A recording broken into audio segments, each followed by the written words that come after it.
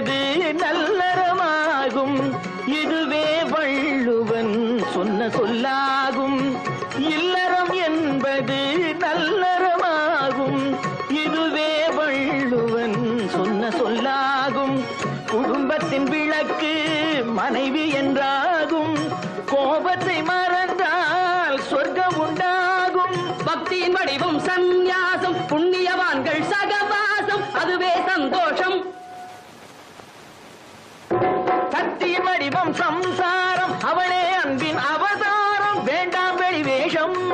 காசிநாதனே என் தெய்வம், கட்டிய மனைவி குலதெய்வம். காசிநாதனே என் தெய்வம், கட்டிய மனைவி குலதெய்வம். மனைவியும் தெய்வமும் ஒன்றில்லை. மனைவி இல்லாமல் தெய்வம் இல்லை. மனைவியும் தெய்வமும் ஒன்றில்லை. மனைவி இல்லாமல் தெய்வம் இல்லை. சரியோ, இனி அவளுடன் இருப்பது சரியோ?